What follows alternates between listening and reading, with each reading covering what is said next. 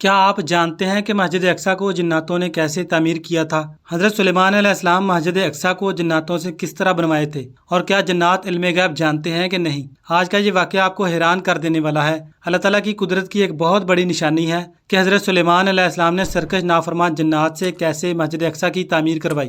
یہ واقعہ ہم سب کی عقلوں کو کھول کے رکھ دے گا۔ حضرت سلیمان علیہ السلام نے مسجد کی تعمیر مکمل ہونے کے بعد اللہ تعالیٰ سے کون سی 3 چیزیں مانگی تھیں؟ ہم آپ کو یہ بھی بتائیں گے کہ آپ کی وفات کیسی ہوئی، اور آخر میں یہ بھی بتائیں گے کہ اس ویڈیو سے ہمیں کون سے 2 اسباق حاصل ہوتے ہیں، یعنی اس ویڈیو کا نتیجہ کیا نکلتا ہے۔ بسم اللہ الرحمن الرحیم۔ السلام علیکم محترم ناظرین، حضرت سلیمان علیہ السلام اللہ تعالیٰ کے برگزیدہ نبی اور حضرت داؤد علیہ السلام کے فرزند ہیں۔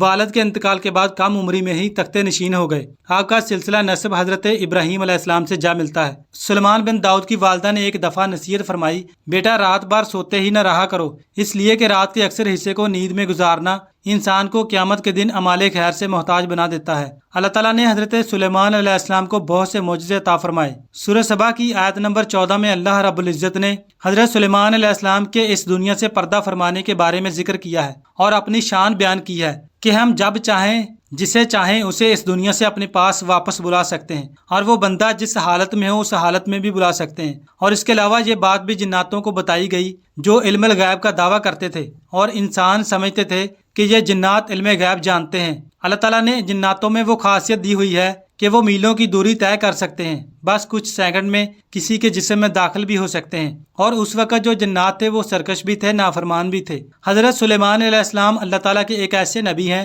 جنہوں نے خاص طور پر دعا کی کہ اے اللہ پاک مجھے ایسی بادشاہت عطا کر جو تو نے آج تک کسی کو عطا نہیں کی۔ تو آپ کو یہ مرتبہ دیا گیا کہ آپ نبی بھی رہے اور بے شمار معجزات آپ کو عطا کیے گئے۔ آپ بہت ہی زیادہ طاقتور نبی رہے کیونکہ آپ کی حکومت ہواؤں پر، جانوروں پر، پرندوں پر، یہاں تک کہ چھوٹے چھوٹے کیڑوں کی بولیاں بھی آپ جانتے ہیں۔ جناتوں پر بھی آپ کی حکومت تھی اور یہ نافرمان اور سرکش جن صرف آپ سے ہی قابو ہو سکتے تھے۔ آپ کے والد حضرت داؤد علیہ السلام نے بیت المقدس کی بنیاد اس مقام پر رکھی جہاں حضرت موسیٰ علیہ السلام کا خیمہ لگایا گیا تھا۔ مسجد کی تعمیر پوری ہونے سے پہلے حضرت داؤد علیہ السلام کی وفات کا وقت قریب آ گیا، تو آپ علیہ السلام نے اپنے فرزند حضرت سلیمان علیہ السلام کو اس کی تعمیر پوری کرنے کی وصیت فرمائی۔ چنانچہ آپ علیہ السلام نے جنات کو اس کی تکمیل کا حکم دیا۔ بیت المقدس کی تعمیر تقریباً 36 سال میں پوری ہوئی۔ اب ایک کام باقی تھا جو پورا نہیں ہوا تھا، اور آپ نے تعمیراتی کام کا جائزہ لیا اور اندازہ لگایا کہ تعمیر کا بنیادی کام پایا تکمیل کو پہنچ چکا ہے، جبکہ آرائش و زیبائش کا کام باقی ہے۔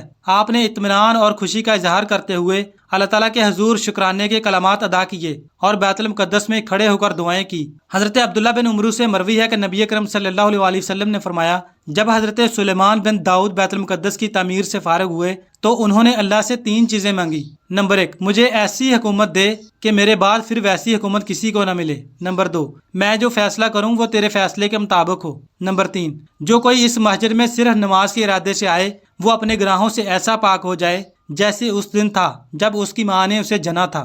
نبی اکرم صلی اللہ علیہ وسلم نے فرمایا، 2 چیزیں تو اللہ تعالیٰ نے حضرت سلیمان علیہ السلام کو عطا فرمائی، مجھے امید ہے کہ تیسری بھی عطا کی گئی ہوگی۔ حدیث کی روایت میں یہ بھی ہے کہ بیت المقدس کی تعمیر مکمل ہونے پر حضرت سلیمان علیہ السلام نے کئی ہزار جانوروں کی قربانی کر کے دعوت عام کی اور اللہ کا شکر ادا کرتے ہوئے عرض کیا، اے میرے پروردگار، جو شخص اس مسجد میں داخل ہو میں اس کے لیے تجھ سے 5 چیزیں مانگتا ہوں۔ ایک یہ کہ جو شخص اس میں داخل ہو جب تک وہ اس میں رہے تو اپنی نظر عنایت اور رحمت اس پر رکھ بجائے اس شخص کے جو کسی ظلم یا کفر کے کام میں مشغول ہو۔ دوسری یہ کہ جو فقیر اس میں داخل ہو اسے غنی کر دے۔ تیسری یہ کہ جو بیمار شخص اس مسجد میں داخل ہو اسے شفا عطا فرما۔ چوتھی یہ کہ جو شخص کسی خوف و خطرے سے بچنے کے لیے مسجد میں آئے تو اسے امن دے کر خطرات سے نجات دلا دے۔ اور 5ویں یہ کہ جو گناہ گار توبہ کرنے کے لیے مسجد میں آئے اس کی توبہ قبول فرما کر گناہ معاف فرما دے۔ پیارے ناظرین، جب آپ علیہ السلام کی وفات کا وقت قریب پہنچا تو آپ کو خبر ہو گئی تو آپ نے دعا کی کہ یا رب العالمین، اے میرے رب،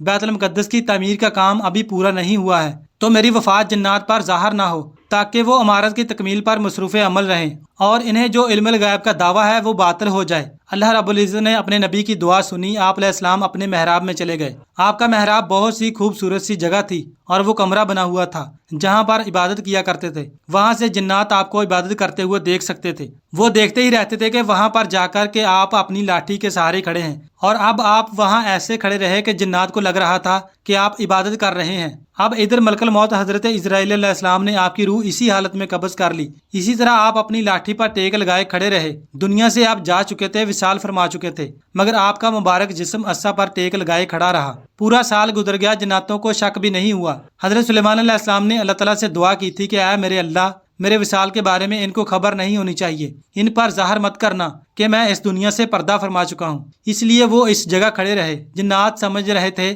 کہ وہ ان کو دیکھ رہے ہیں اور عبادت میں مشغول ہیں۔ پورا سال جب گزر گیا اور مسجد اقصیٰ کی تعمیر جب مکمل ہو گئی، یعنی پوری ہو گئی، تو اللہ تعالیٰ کے حکم سے حکم ربانی ہوا۔ قرآن مجید میں اللہ تعالیٰ نے اس حکم کو ان لفظوں میں بیان فرمایا ہے کہ پھر جب ہم نے حضرت سلیمان علیہ السلام پر موت کا حکم بھیجا تو جنوں کو ان کی موت دیمک نے ہی بتائی جو ان کے عصا کو کھا رہی تھی۔ پھر جب حضرت سلیمان علیہ السلام زمین پر تشریف لے آئے، اس وقت جنات کو آپ علیہ السلام کی وفات کا علم ہوا۔ تب جنوں پر یہ حقیقت کھل گئی کہ وہ علم غیب نہیں جانتے، کیونکہ اگر وہ غیب جانتے ہوتے تو حضرت سلیمان علیہ السلام کی وفات سے مطلع ہو جاتے اور اس ذلت و خواری کے عذاب میں نہ رہتے۔ وہ لوگ جو سمجھتے تھے کہ ان جنات کو غیب کے علم کے بارے میں پتہ ہے، بہت سے یہ قدرت کے راز جانتے ہیں، انہیں پتہ ہی نہیں چلا کہ حضرت سلیمان علیہ السلام اللہ تعالیٰ کے حکم سے اس دنیا سے جا چکے ہیں۔ اور پھر لوگوں کو پتہ چل گیا کہ یہ جنات سرکش ہیں، نافرمان ہیں، اور اللہ تعالیٰ نے علم الغیب صرف اپنے پاس رکھا ہوا ہے اور اپنے حکم سے اپنے نبیوں کو عطا کیا ہے۔ تو اس طرح جو جنات سرکش تھے، نافرمان تھے، انہوں نے اللہ تعالیٰ کی قدرت کو دیکھ لیا کہ کس طرح اللہ تبارک و تعالیٰ نے اپنے نبی کو حیات رکھا اور ان کے جسم مبارک پر کیڑے نہیں آ سکتے۔